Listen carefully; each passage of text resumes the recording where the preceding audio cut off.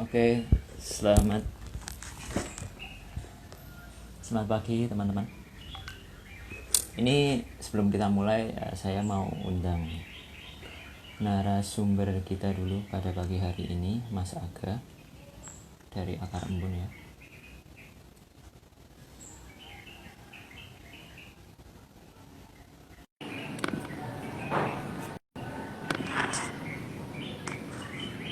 Ini ya. Oh, Kok lambeku gede banget? udah masalah kan Mas? Udah. Oke. Agak. Bukan. Dah, kelihatan. Udah ya. Agak menggema ya, tapi Siapa suaraku? Suaraku menggema. kita berdua. Nek, suaramu enggak sih? Kita cek sound dulu ya teman-teman, biar nanti enggak ada cek teknis dulu. Menggema, masih gema? Kalau di sini gema banget ya. Oke, sebentar. Gema nggak? Enggak, Nggak. Tapi suaranya kedengeran jelas ya? kedengeran. Oke. Kedengeran Ya, kok. berarti aku nggak usah pakai headset aja. Udah siap? Oke. Iya Mas, apa kabar Mas Aga? Baik. Sehat ya? Alhamdulillah, lahir batin, sehat. Alhamdulillah. Ya, kalau sekarang memang kita nggak butuh cuman sehat fisik aja ya, tapi juga pokoknya lahir Batinnya batin harus aja. sehat. Oke, Iya, soalnya kan ini lagi kena virus corona gini, yang diserang tuh bukan cuma fisik tapi parno. Betul sekali. Oke, sebelum kita mulai nih diskusinya, aku buka dulu ya, Mas. Iya, monggo loh. Oke, selamat pagi teman-teman semuanya. Kembali lagi kali ini dalam acara TM Share yang volume ke-7. Bersama saya Rifki, di sini saya selaku host dari Teras Mitra. Dan kali ini kita akan mengangkat topik tentang belajar dari timur. Apa itu belajar dari timur? Ya nanti kita dengerin aja kalau misalnya proses diskusi udah dimulai. Nah, bersama saya sekarang udah ada Mas Alfa Gaisani, atau saya sih sering nyebutnya Mas Aga. Panggil aja Aga. Aga ya? Oke. Ya, Mas Aga ini adalah founder dari Yayasan Akar Embun, betul ya Mas ya? Betul. Ya. Salah satu ya, kita berdua soalnya. Oh ya, salah satu founder dari Yayasan Akar Embun. Yayasan ini bergerak dalam bidang pemberdayaan masyarakat yang berhubungan dengan lingkungan dan pendidikan. Nah, salah satu program yang sudah mereka kerjakan di tahun lalu, kalau nggak salah, itu yang pertama ada pendampingan masyarakat di desa Huru di Kalidupa, Kepulauan Wakatobi. Huru ya. Huru, terus ada program pendidikan kontekstual untuk masyarakat adat yang diberi nama Kelompok Belajar Pesisir Bajo Mantigola. Iya, KBP singkatannya. KBP. Oke. Sangat menarik. Nah, sebelum kita masuk proses diskusi, kita akan sedikit lebih mengenal Mas Aga ini sebenarnya siapa sih, profilnya seperti apa gitu, biar orang-orang pada tahu, nggak dilalah. Monggo. Iya, biar orang tuh bilang, oh pantes lah dia mendirikan yayasan ini. Bentar, ini saya pakai catatan karena kepean. Karena lumayan banyak. Kalau saya ngapalin enggak. Jadi yang pertama untuk pendidikan, Mas Aga ini adalah lulusan S1 Psikologi UGM. Terus selanjutnya Aga melanjutkan beasiswa S2 di Belanda, jurusan Humanitarian Action. Di kampusnya apa ya? Groningen. Universitas Groningen. Universitas Groningen. Terus Aga pernah bekerja sebagai asisten peneliti di NGO internasional di Belanda, bergerak di bidang psikososial humanitarian. Terus lanjut, ya benar ya. Terus pernah juga aktif di pendampingan psikososial di psikososial pengungsian Badan PBB Internasional Organization for Migration atau disingkat IOM. Terus tahun lalu Mas Aga ini juga sempat merilis buku. Mas Aga ini penulis juga ya. Novel, yeah. Menulis novelnya yang berjudul Satya Bumi. Aku kemarin sempet beli tapi bacanya belum selesai soalnya tebel banget. Harus diselesain. Harus itu. Rugi nggak diselesain. Ya. Terus selanjutnya akhirnya Mas Aga bersama temannya mendirikan Yayasan Akar Embun. Ini kalau saya lihat sih perjalanan karir yang lumayan panjang ya di usia muda lah seorang Mas Aga. Alhamdulillah masih muda. Alhamdulillah. Nah ini yang sebelum kita nanti membahas tentang apa itu Akar Embun dan program-program apa yang dikerjakan oleh Akar Embun nih, aku tertarik untuk membahas apa sih sebenarnya apa yang menyebabkan akhirnya Mas Aga memutuskan untuk terjun ke program-program yang berhubungan dengan pemberdayaan masyarakat gitu, terjun langsung kepada masyarakat. Secara basic pendidikan kan Mas Aga psikologi, terus habis itu pernah juga kuliah di Belanda dan bekerja di sana. Kenapa enggak, maksudnya kalau aku mikirnya kenapa enggak akhirnya meniti karir di Belanda padahal kan sudah pernah bekerja di sana juga. Kenapa akhirnya kembali ke Indonesia terus memutuskan untuk mengambil pekerjaan atau mencetuskan pekerjaan atau mengabdi lah untuk pekerjaan-pekerjaan yang berhubungan dengan pemberdayaan masyarakat itu. Okay. Dari situ. Ini agak panjang loh. Pertanyaan sederhana tapi sebenarnya runtutannya agak panjang ya. Kalau misalkan nanti ada suaranya agak nggak jelas nanti dikasih tahu ya. Oke. Sementara sih masih jelas. Kenapa mengambil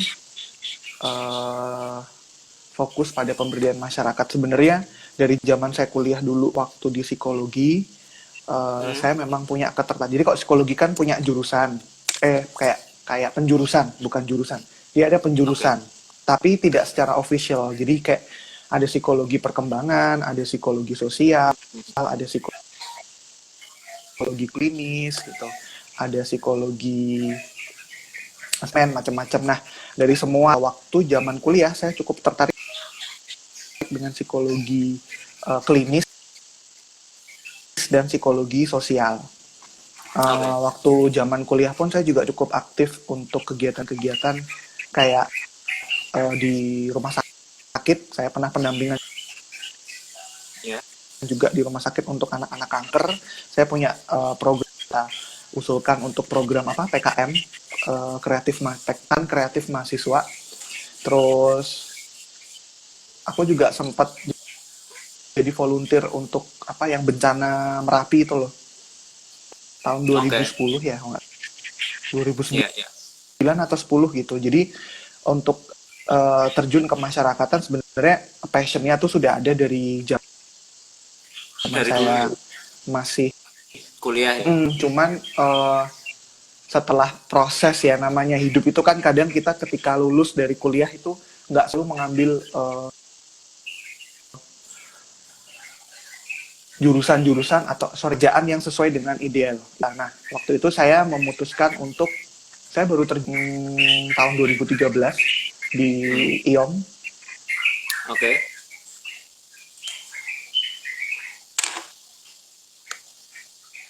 Terus waktu itu saya mulai langsung kembali lagi terjun ke bidang-bidang kemanusiaan. Jadi di situ saya pengungsi pencari suaka gitu, karena isu-isu politik dan sebagainya. Dan saya merasa ilmu saya kurang, makanya saya berusaha untuk mencari beasiswa untuk mengambil ilmu kemanusiaan yang lebih tinggi lagi, yaitu di Eropa waktu itu, di Belanda dan Swedia. Jadi programnya NOHA tuh waktu itu dia kayak konsorsium universitas gitu sih. Jadi beberapa universitas kerjasama gitu. Kita bisa pilih home university sama di mana. Terus setelah pulang dari Belanda, saya pertama kali terjun lagi di kemasyarakatan tahun 2017 itu di COP, gitu. Dia geraknya di orang utan. Oh, Dia oke. memang fokusnya orang utan, tapi kita juga melakukan kayak apa ya, edukasi terhadap masyarakat sekitar, karena biar gimana juga walaupun orang utan tapi kan yang melindungi mereka kan juga masyarakat yang tinggal di sekitar gitu, jadi tetap itu relate gitu loh. Oke. Uh, uh, 2017 kemudian 2018 saya pernah bantuin temen di NGO untuk mendirikan taman baca di Nusa Tenggara, namanya Colol Hmm. desanya. Dan saat itu pula saya juga tercetus, saya juga kepingin punya kayak organisasi sendiri yang bergerak di bidang Hmm.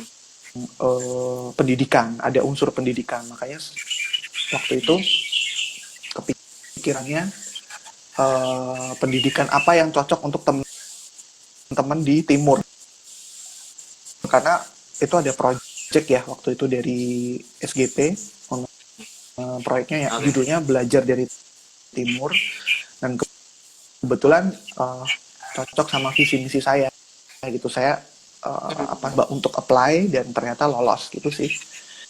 Kalau ditanya kenapa sih harus pulang dari Belanda gitu, ya sebenarnya jawaban jujurnya adalah saya kehabisan uang. Maksudnya gini, kerja di Belanda itu nggak segampang yang dipikir Yang gitu. dibayangkan Walaupun ya. kita sebenarnya Oke. kita punya hak untuk uh, mengajukan visa 1 tahun mencari kerja, tapi pengorbanan yang harus kita Hmm. berikan juga banyak. Bayangin kita tinggal di Belanda aja, untuk kebutuhan sehari-hari minimal 500 euro. 500 euro itu berapa ya? Berarti sekitar 9 jutaan kali ya. 9 jutaan itu uh, untuk kebutuhan kita sehari gitu. Itu cuman untuk bayar sewa rumah, makan sama telepon gitu. Bayangin kalau kita nggak punya pekerjaan selama 1 tahun, lah kan bingung ya kita mau uh, istilahnya mau bertahan dari mana. Terus saya merasa Oke, juga oke. kalau di Belanda pun kan saya akan menjadi apa ya, tamu. Saya bukan tuan rumah di negeri sendiri. Jadi kalau di Indonesia berarti saya bisa masyarakat lebih luas di Indonesia, yang sih menjawab nggak? Ki, hello hello. Halo, halo. Oke, menarik. Udah Jadi tuh, memang sebenarnya Mas Aga ini sudah sudah halo. dari kuliah ya, Sinyal memang sing error apa ya? terjun. Apa sinyal Ya, gue itu lagi? Ki, masuk masuk nggak? masuk. Halo. Mm-mm. Oke, sebentar. Ini agak delay, agak delay. Kita tunggu dulu, agak stabil. Halo? Lanjut. Ya, wes.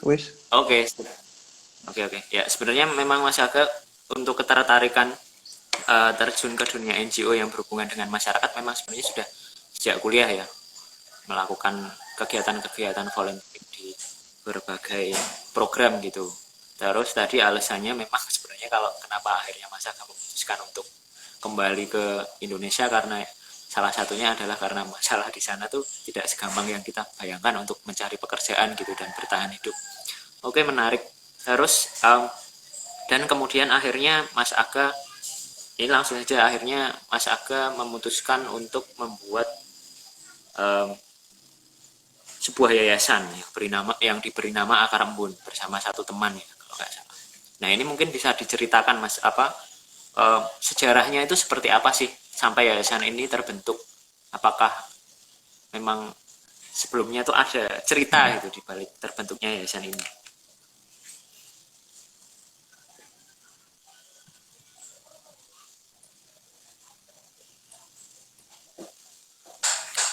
Halo, sorry suaranya nggak kedengeran. Suara Kita Akar Embun itu pertama ya. kali terbentuk kayaknya akhir tahun 2018. Jadi waktu itu bersamaan dengan program BDT. Oh iya, kayaknya sinyalnya apa ya? Sebentar, ini agak delay sih. Tapi agak nyambung nggak? Nyambung nggak? Iya, nyambung. Nyambung tapi agak Halo, halo, halo, halo, halo, halo, halo, bentar. halo. Sih, Mas. Ki, nyambung nggak Ki? Nyambung. Nyambungnya sih nyambung tapi Hah, di video mana sama ya? suaranya.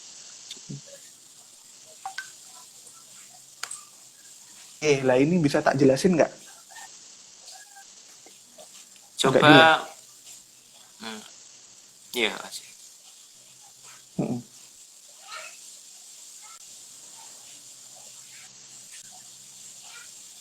Halo? Tanya delay. Nggak apa-apa. Tapi kata temanku nggak apa-apa kok. Oke, ya udah lanjut. Mm-mm. Tadi Coba ya, tak pertanyaanku jelas. adalah apa sih sejarah? Heeh, terputus. Halo. Jadi Ayo, halo. nggak suaraku. Mm-mm. Pertanyaannya. Tuh. Halo. The hell? Memang nggak delay apapun. Nggak oke. Sinyalnya sih. Coba kita end dulu ya, habis itu kita masuk lagi.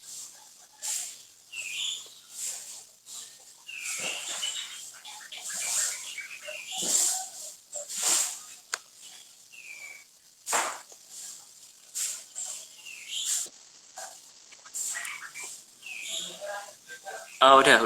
Coba cek. Udah kencang. Udah oke. Udah nggak delay. Iya, udah lumayan. Udah. Jadi sejarahnya itu kayak dulu waktu akhir tahun 2018 itu berbarengan dengan program Belajar dari Timur. Oke. Terbentuknya Belajar. Akar Embun. Mm-mm. Jadi waktu itu SGP punya program untuk anak muda di Jogja yang punya Iya. ide untuk mengembangkan teman-teman di timur. Jadi berbarengan dengan fase ke-6 SGP, yaitu pengembangan pulau terpencil di timur Indonesia. Kan ada 4 tempat. Waktu itu kami Iya. milihnya Wakatobi gitu, dengan alasan karena waktu itu isu mangrove-nya di antara 4 tempat memang yang ada di Wakatobi gitu. Nah kemudian kita berinisiasi untuk mendirikan Akar Embun karena kan memang harus komunitas ya. Itu nggak bisa Iya. nggak bisa personal gitu. Dan saya dengan partneran sama teman saya setuju namanya Akar Embun gitu. Terus sebenarnya filosofinya tuh kayak secara sederhananya akar melambangkan masyarakat grassroots yang di bawah tanah, sedangkan embun itu adalah hasil dari capaian apa yang sudah dilakukan oleh teman-teman di bawah tanah. Jadi terus ketika embun itu menetes juga dia akan kembali ke tanah, kemudian dia akan diresap lagi oleh akar dan dia akan seperti itu siklusnya. Jadi kayak itu siklus kehidupan. Nah, itu Akar Embun tuh filosofinya seperti itu. Kemudian kebetulan kegiatan yang kami ajukan untuk program belajar dari timur yaitu pendidikan kontekstual masyarakat Bajo di Mantigola dan pemberdaya sosiopreneur kewirausahaan sosial untuk mengolah produk pangan mangrove di Huruwo, desa Huruwo. Itu sih Oke. sejarah awal Oh, 2018 akhir gitu. Sejarahnya awal itu. Mm-mm. Oke, jadi ada dua program yang kalian kerjakan di sana. Yang pertama adalah pemberdayaan masyarakat yang sosiopreneur itu sama yang pendidikan ya. Iya. Sangat menarik, dua hal yang berbeda sebenarnya, tapi aku pengen coba masuk ke ke ini sih yang sosiopreneur ini. Mungkin bisa diceritakan sih apa yang dilakukan di situ, maksudnya apa yang dilakukan bersama masyarakat di sana gitu. Terus bagaimana cara pendekatan teman-teman akar embun kepada masyarakat yang ada di eh, desa Huruwo. Baru. Eh, yang pasti kita sebelum terjun lapangan kita harus melakukan assessment dulu ya.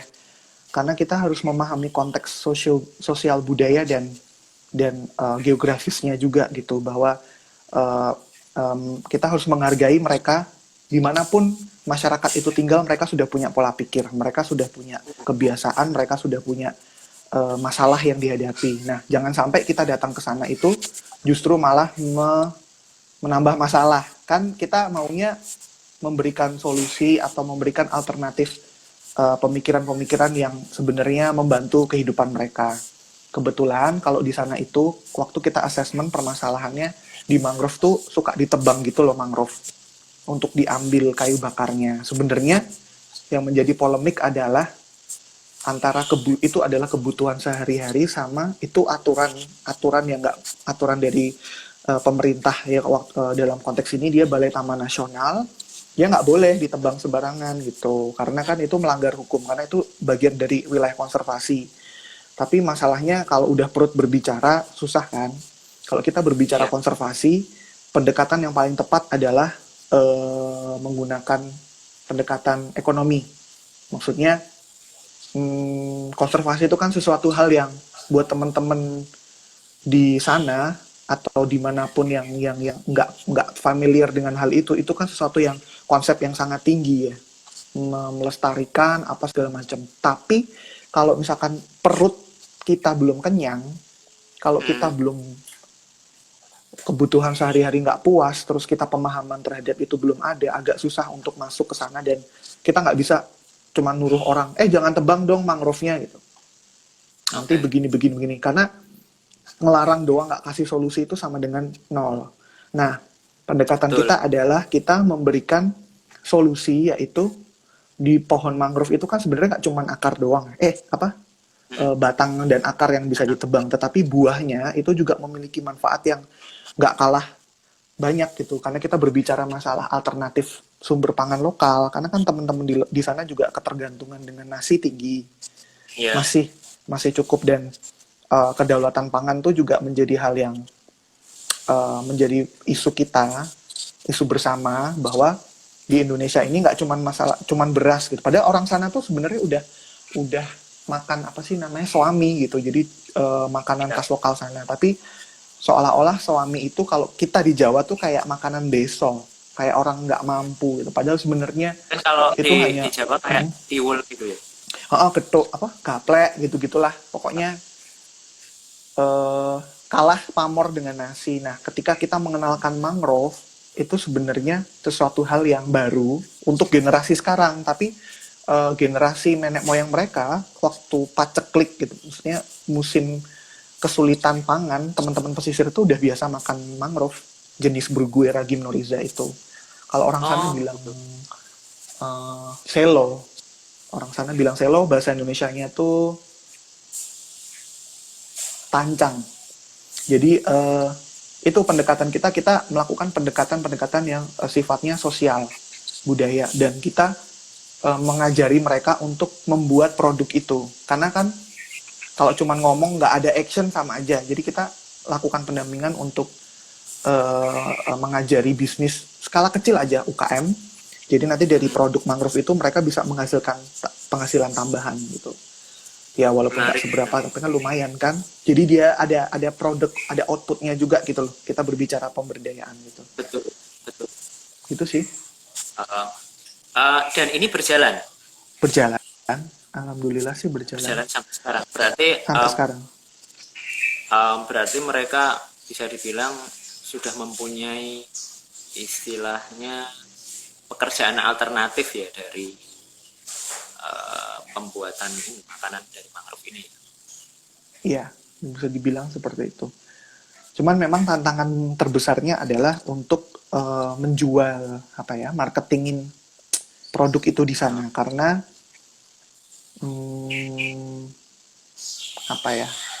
sebenarnya pemerintah lokal sana tuh sudah sangat nanggepin positif, tapi kayak anget-anget tai ayam lah, maksudnya di awal nanti terus habis itu beleret kayak gitu-gitu. Tapi Ya, Kita ya, masih berusaha untuk gimana caranya produk itu minimal bisa dijual di toko oleh-oleh di sana dan dikonsumsi ya, untuk mereka gitu. Karena kan yang penting adalah produk itu harus dijadikan sebuah bagian dari budaya gitu. Awalnya memang ya.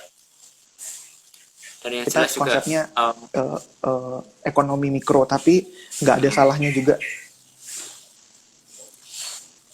oke, sangat menarik. Um, ini sebenarnya ada beberapa pertanyaan sih. Tapi sebelum masuk ke pertanyaan, saya akan lanjut dulu ke satu program lagi, yang yaitu tentang program ini, pendidikan. Pendidikan kontekstual untuk masyarakat adat di Bajo ya. Ini mungkin Ya. bisa diceritakan, maksudnya apa yang dimaksud dengan pendidikan kontekstual, terus pendidikan untuk masyarakat adat, terus tujuannya apa, Ya. mungkin bisa disampaikan. Eh, Memang saya punya ketertarikan di bidang pendidikan sudah lama. Hmm. Eh, Isu-isu tentang literasi menjadi hal yang sangat penting juga di Indonesia karena kita sadari bahwa pendidikan yang kita jalani sekarang sampai detik ini masih bersifat orientasinya terjadi gap. Jadi apa yang kita pelajari selama kita kecil sampai gede itu tidak mempersiapkan kita menjadi individu yang bebas, yang individu yang bisa mengekspresikan diri sesuai dengan bakat masing-masing, tetapi lebih pada kayak sifatnya politik ya. Kita diarahkan untuk jadi sarjana-sarjana yang mengisi posisi-posisi yang sebenarnya terlalu umum gitu. Padahal diversifikasi apa namanya peluang-peluang pekerjaan di Indonesia pun bener banyak gitu. Tapi kita kayaknya diarahkan ke satu arah itu aja gitu. Terus keseragamannya itu tuh membuat beberapa faktor itu nggak bisa dijalankan, Ki. Jadi kayak contohnya hal sederhana seperti seragam. Memang Iya, kita tahu bahwa menggunakan seragam itu maksudnya untuk kayak biar ada kesetaraan gitu ya, orang kaya miskin itu jadi tidak ada terlihat. Tapi faktanya untuk teman-teman yang tinggal di daerah terpencil gitu, beli seragam aja susah gitu. Mereka betul. jangankan seragam, mau ke sekolah aja susah kadang-kadang kalau kalau kita lihat di lapangan faktanya. Kemudian pendekatannya juga behavior banget, sangat perilaku, kurang humanis. Jadi menganggap anak itu hanya kayak ikan mangap-mangap aja, guru cuman ngasih umpan gitu. Padahal Ki Hajar Dewantara sendiri bilang bahwa esensi pendidikan adalah dua arah dan seperti yang sudah saya pelajari waktu saya kuliah di Eropa bahwa anak-anak itu juga punya aspirasi loh gitu loh. Dan itu kita abaikan selama ini. Dan itu membuat kita menjadi generasi-generasi orang yang robotik, yang kaku, yang nggak luwes terhadap sebuah pergerakan dan menjadi tidak kritis. Itu yang parah. Jadi teman-teman kita terutama di masyarakat adat itu kurikulumnya kan kadang nggak match sama apa yang ada di sekitar mereka. Contohnya, kalau itu Ya, mereka nelayan, anak kelas 5 SD diajari aljabar yang begitu rumit dan itu tidak membantu bapaknya cari nelayan. Terus tidak ya, istilahnya pendidikannya tuh untuk siapa sebenarnya? Kalau kita bertanya lagi, ini pendidikan buat siapa? Gitu loh. Nah, pendidikan kontekstual itu mengembalikan fitrah pendidikan itu sendiri bahwa dia harusnya mencerahkan dan menyelesaikan permasalahan apa yang dihadapi oleh anak atau orang di mana dia tinggal di situ. Minimal itu aja. Nah, ya, karena kita lihat di sana juga kebetulan isu konservasi lingkungannya menjadi belum kesadarannya belum ada kan. Ternyata di sekolah pun sebenarnya muatan lokal kelautan sudah ada kurikulumnya. Kurikulumnya tuh udah materinya ada, tapi karena kita ganti-ganti pendidikan kurikulum ganti-ganti, kebetulan ya, yang terakhir itu muatan lokalnya sama Pemda lokal sana nggak dimasukin bilang, yang di ya, Kaledupa itu, jadi cuman lewat aja gitu, asal cuman ya formalitas. Padahal Ya kalau kamu tinggalnya di pesisir, kan kamu penting loh belajar tentang ikan, tentang eh, mangrove, tentang lamun, tentang terumbu karang, tentang pemanfaatannya, tentang sampah. Ya pokoknya isu-isu yang ada di sana. Nah makanya itu kita mendirikan kelompok belajar pesisir karena kalau kita berbicara merubah mindset, paling enak itu anak-anak yang yang didekati gitu. Karena kalau udah orang tua kadang susah ya memberikan Iya. pemahaman-pemahaman baru. Jadi karena masih bocah, masih berkembang, jadi itu adalah agent of change. Mereka tuh akan menjadi menggantikan orang tua mereka besok gitu. Jadi nggak ada salahnya kita juga selain program pendampingan ke ibu-ibunya, jadi juga ke anak-anaknya juga gitu loh. Jadi kayak Oh, berarti sebenarnya dua arah saling ya. melengkapi. Saling melengkapi. Betul. Ya, sangat menarik. Terus aku tertarik nih, salah satu cara pendekatannya itu seperti apa sih? Apa yang diajarkan? Mungkin contohnya. Terus caranya mungkin. Ini pertanyaan teknis ya atau operasionalnya gimana Teknis. pelaksanaannya? Lebih teknis sih. Teknis. Salah satu pendidikan kontekstual juga pendekatannya adalah harus yang real dan konkret gitu. Kalau ngajarin anak-anak, eh, dilihatkan contoh yang nyata. Kemarin kita belajar tentang jenis-jenis mangrove, Iya. terus ya kita langsung ke hutan mangrove naik kapal, naik sampan, langsung Oh, kita gitu. petik buahnya gitu. Terus di situ kita diskusikan ini loh warnanya ini, nama latinnya ini, fungsinya ini, terus dilihat di buku. Oh, jadi teman-teman di sana itu modelnya kalau baca buku doang, dia nggak kan sebenarnya ketika kita membaca buku ada proses berpikir kognitif, memahami sebuah konsep. Nah, Iya. pendidikan kontekstual itu mempermudah dengan cara memberi contoh yang nyata gitu, yang dekat dengan mereka, diliatin langsung gitu. Kayak kemarin kita juga belajar sampah, kita ngumpulin plastik, jadi kita kasih PR ke anak-anak untuk ngumpulin plastik, kemudian kita jelaskan bahwa plastik ini juga bisa dirubah menjadi sebuah apa namanya barang yang bermutu, yang bisa bermanfaat kayak dibuat jadi ecobrick gitu. Oh, gitu ya. Ecobrick.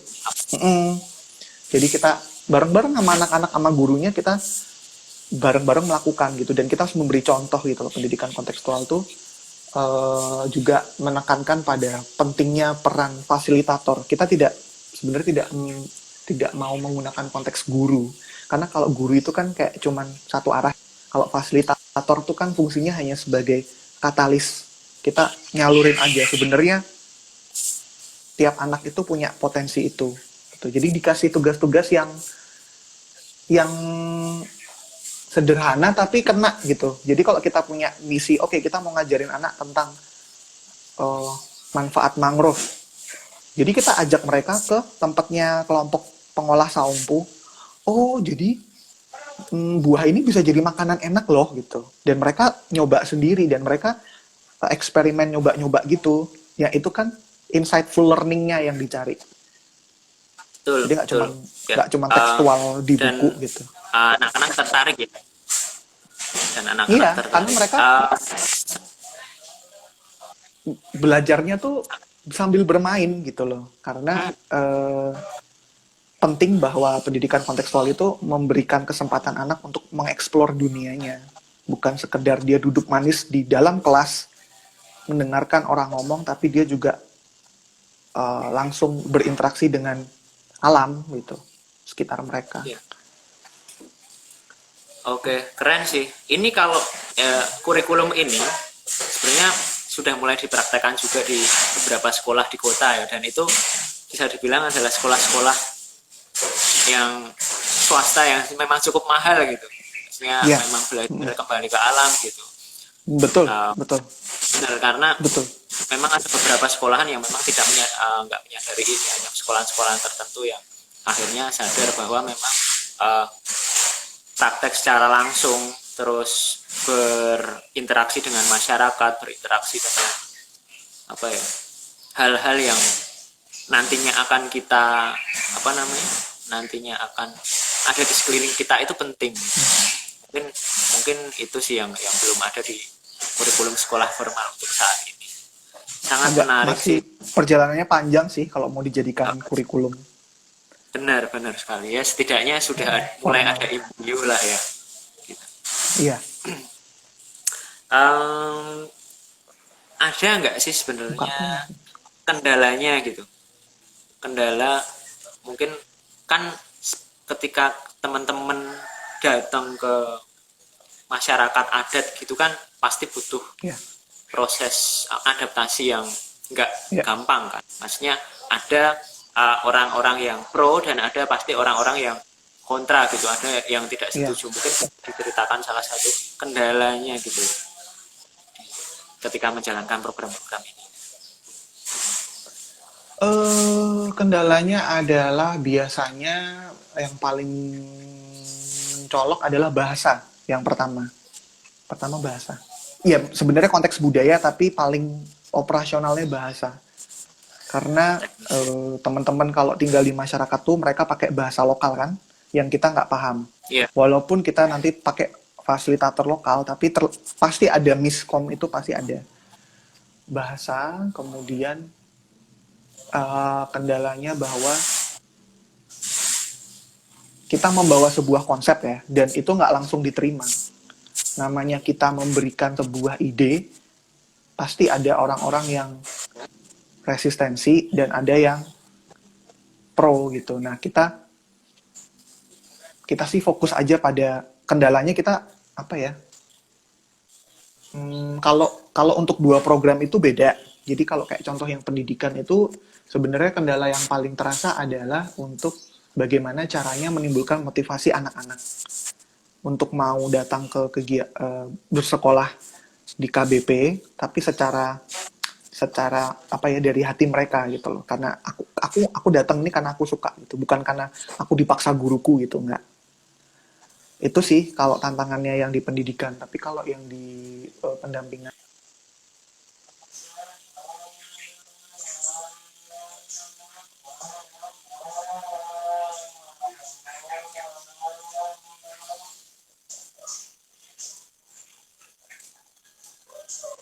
Halo. Ya, nyambung lagi ya. Kalau yang di mangrove ini, saya agak dijelaskan. hmm,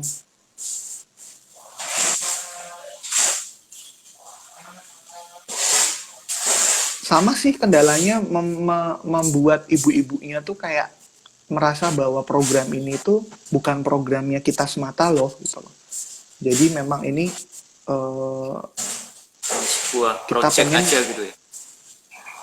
pengennya tuh mereka juga ini menjadi bagian dari kebutuhan mereka gitu. Karena mereka kan nggak pede. Mereka tuh nggak.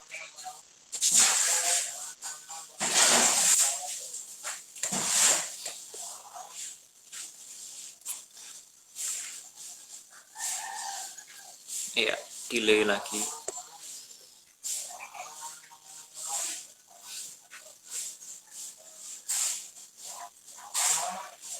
Bentar ya teman-teman, ini kayaknya. Dah, nyambung. Halo, sorry Mas, ini agak delay lagi. Udah nyambung. Oke, udah ya. Udah. Ya. Ya. Tapi dari semua kendala yang ada itu akhirnya teman-teman dan program yang dilakukan teman-teman pada intinya diterima dan bisa dijalankan ya. Oke, Bisa. sangat menarik dan keren sih. Ini kita ada beberapa pertanyaan sih dari teman-teman. Mungkin saya bacakan nanti Mas Aga juga bisa menanggapi. Oke. Yang pertama, apa sih alasannya Mas? Apa alasan Mas Aga memilih Belanda untuk melanjutkan studi? Tuh. Waduh. Kenapa Belanda ya? Sebenarnya ada dua alasan pribadi dan profesional. Kalau alasan pribadi adalah saya itu tertarik karena kita ini kan dijajah Belanda udah lama ya. Betul, 300 Berapa? tahun. Nah, sekitar sebenarnya 250. Jadi 100 tahun pertama mereka dagang. Awal-awalnya tuh Oh dagang, iya. tapi lama-lama dari dagang keenakan jadi jajah, ya kan? Nah, aku berpikir bahwa Belanda itu kan secara wilayah itu tidak lebih kecil dari Jawa Tengah, luwih cilik gitu loh. Oh iya. Tapi mereka tuh bisa menjadi negara yang maju, ngalahin Indonesia yang begitu gedenya, segede gambreng ini, ngerti? Indonesia tuh kalau dibilang dari ujung Aceh sampai Papua, Merauke itu kayaknya ujung Inggris sampai ujung Turki gitu. Jadi kayak Wih. segede itu gitu loh wilayah Indonesia. Tapi kenapa kita kok kayak gini gitu loh? Kita kok separah ini gitu. Jadi aku pengen belajar apa sih yang udah mereka lakukan di sana yang membuat mereka menjadi bangsa yang berbeda gitu loh. Terlepas dari memang kesalahan mereka menjajah, tapi kita melihat sisi positifnya. Mereka juga mengakui bahwa itu sebuah kesalahan kok gitu loh. Jadi aku Oke. pengen lebih apa ya, belajar tentang isu-isu yang, apalagi kalau isu sosial itu Belanda tuh bagus banget gitu loh. Kan kita harus melihat jurusan yang kita ambil kalau kuliah gitu. Iya.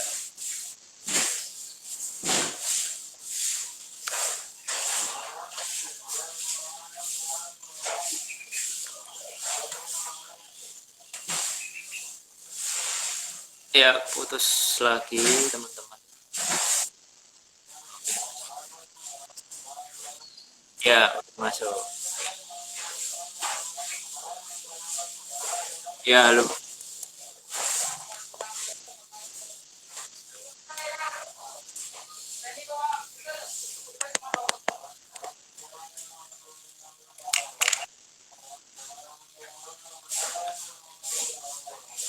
Oke, sepertinya sinyalnya Mas Aga ini kurang stabil ya.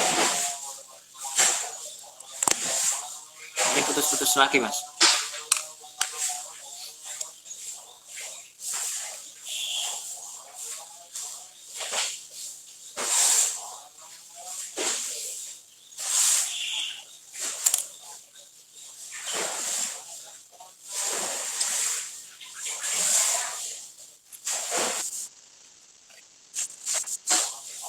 Hah? Iya, ya. Sinyalku apa sinyalmu ya? Oh, berarti sinyalku mungkin.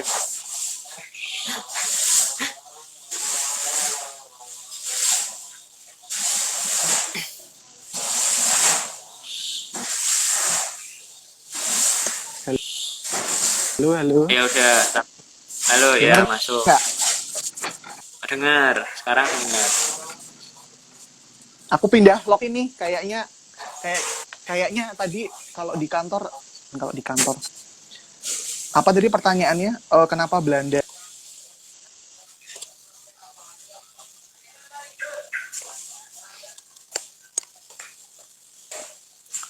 Putus-putus lagi.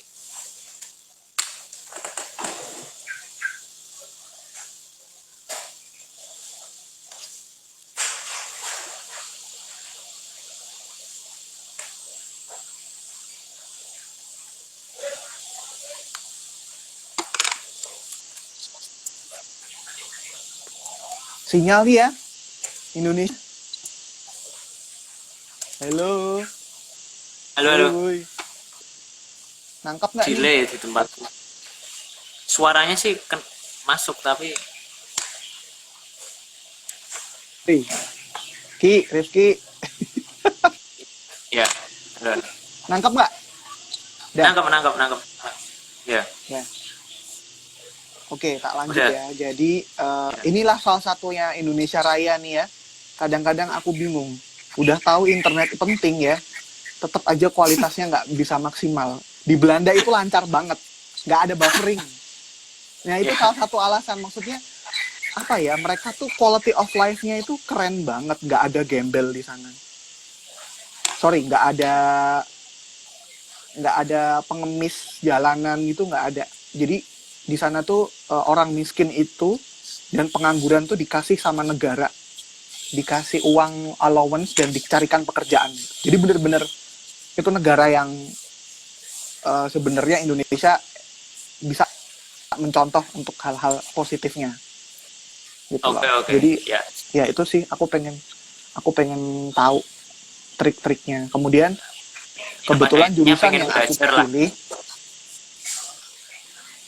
iya, Pengen. ada di sana, Oke. ada cita-cita Mas, ini lama ada juga satu sih. pertanyaan lagi Mm-mm. sebelum ya ini ada satu pertanyaan lagi buat saya bacakan.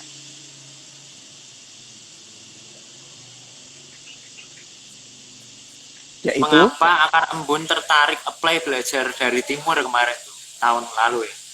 Apakah eh, tertarik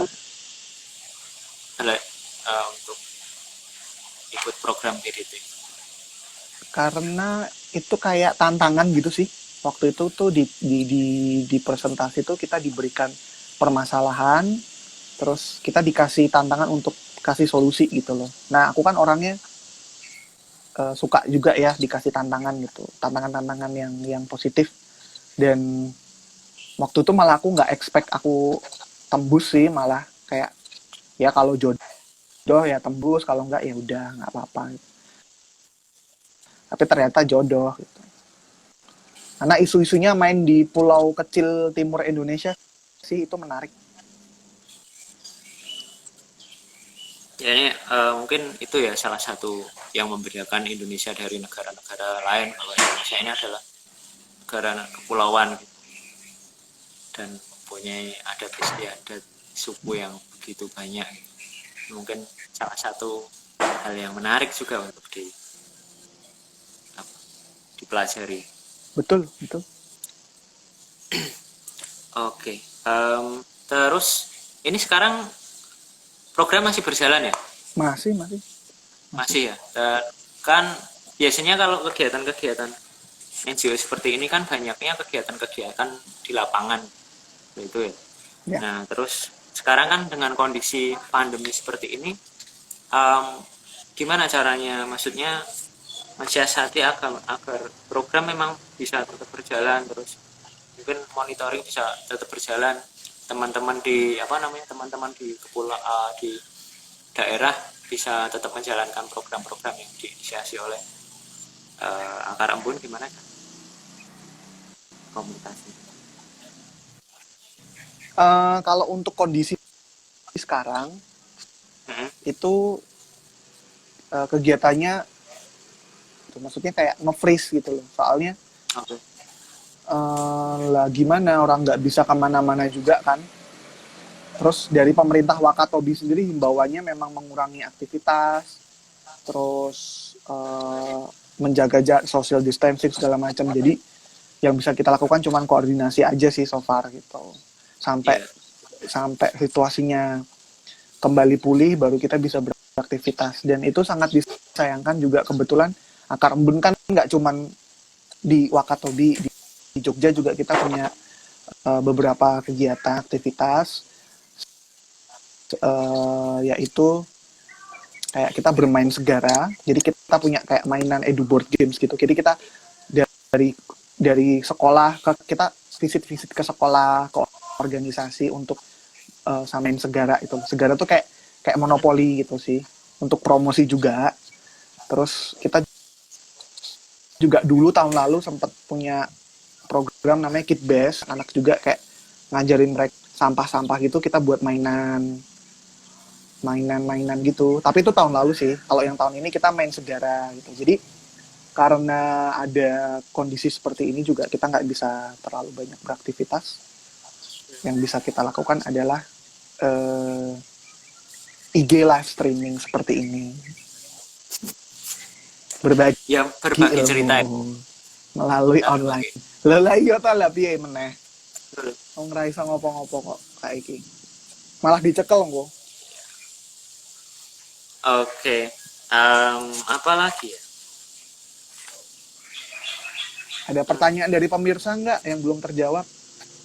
Oh iya nih, teman-teman juga bisa bertanya ya, kalau misalnya penasaran tentang Mas Aga Kepo. atau Kak Embun, bisa bertanya melalui kolom komentar di bawah. Ini ada masih sekitar 7 menit. masih cukuplah untuk 1 atau 2 pertanyaan. Nek belum ada ya nggak apa-apa Ki, kamu aja yang tanya. Kamu malah Ya, aku mau- penasaran apa, pengen keponya di mana.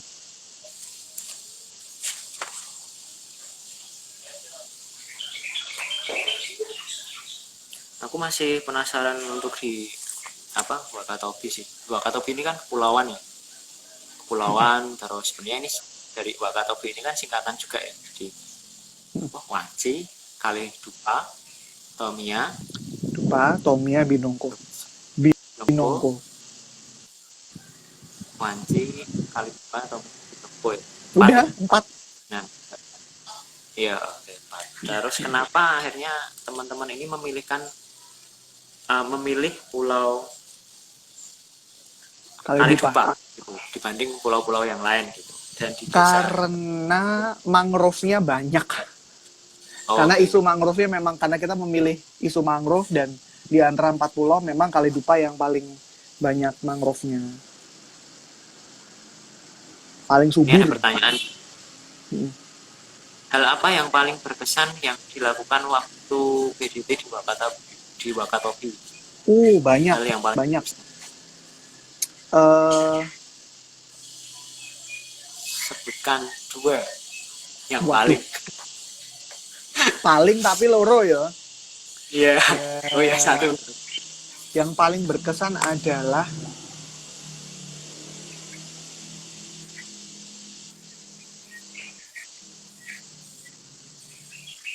gimana yang jelasinnya agak susah. Ketika kita melakukan pendampingan di masyarakat itu faktor tok-tok wow alias kejutannya adalah Apa ya? betapa Indonesia itu punya yang kamu tadi bilang sejarah, budaya, dan suku yang banyak, dan mereka punya cara pandang tersendiri terhadap kehidupan mereka, dan biar gimana kita juga belajar juga dari mereka gitu loh. Kayak banyak hal-hal yang kita orang kota nggak tahu gitu loh. Kayak contohnya kalau di sana itu kalau di Kalidupa mereka percaya bahwa mereka punya saudara di lautan gitu loh. Jadi saudara secara spiritual gitu. Jadi satu klan keluarga tertentu, misalkan keluarga apa gitu, Laodicea apa gitu, dia nggak bisa makan ikan yang panjang-panjang kayak barakuda gitu. Jadi kalau dia makan ikan itu dia akan sakit misalkan.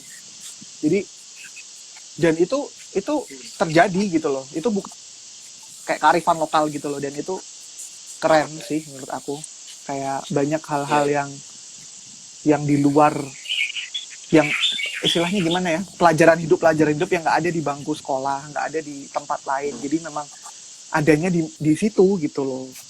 Kayak gitu-gitu sih yang paling membuat kita terkesan. Sebenarnya memang banyak banget pengetahuan lokal ya di sana, pengetahuan lokal yang tercatatkan sebenarnya.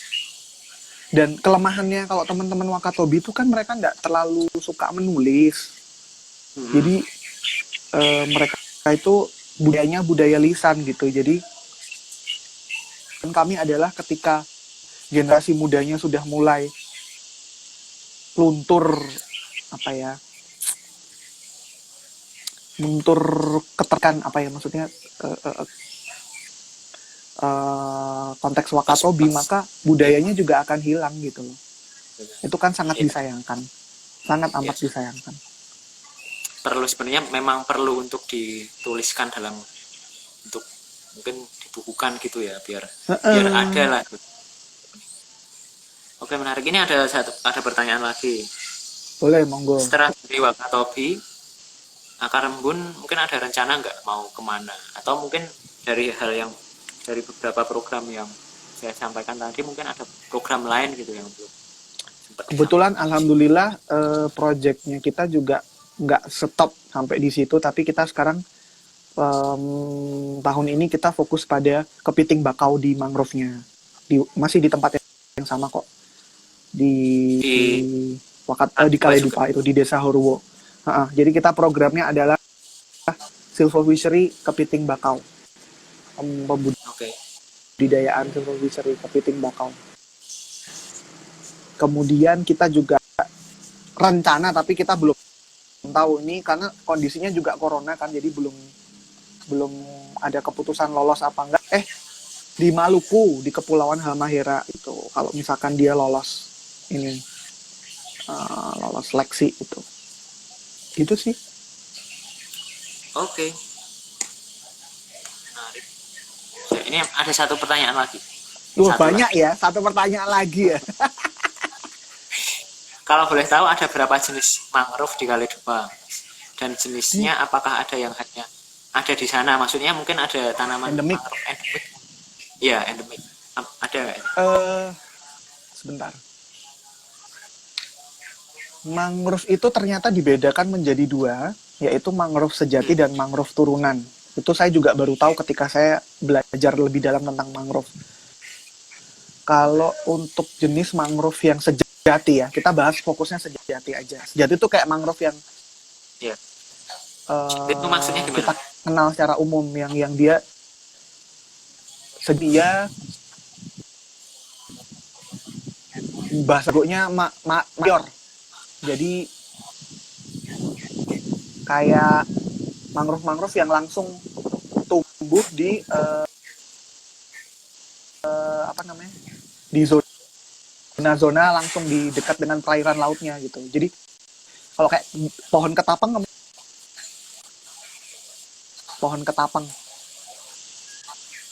Halo, Ki, Ya, loh. Ki, Ya, woi, Gili. halo, Gili. woi, Suaranya dengar, tapi denger nggak? Nah, Gili. kayak pohon Lanjut aja, ketapang. nggak apa-apa. Pohon ketapang itu adalah mangrove minor. Oke. Itu di sana ada aja, aku ngomong genusnya aja. Bruguera ada, Rhizopora ada. Rhizopora itu bahasa Indonesianya bakau. Kemudian Avicennia, bahasa Indonesianya api-api ada. Silocarpus ada, yang gede banget tuh. Yang mangrove-nya udah kayak pohon paling gede itu. Itu mangrove tergede itu. Silocarpus ada. Hampir semua jenis mangrove ada di sana. Kalau yang endemik, aku nggak tahu tuh endemik, kayaknya nggak endemik deh. Yang endemik tuh malah bukan mangrove-nya, tapi kayak ada satwanya atau tanaman lain gitu yang endemik di sana. Ada. Oke. Ya.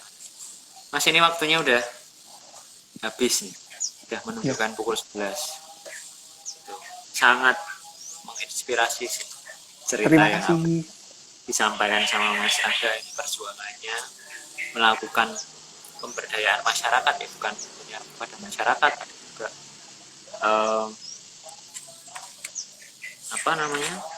tentang pendidikannya, ada konservasinya juga gitu ya.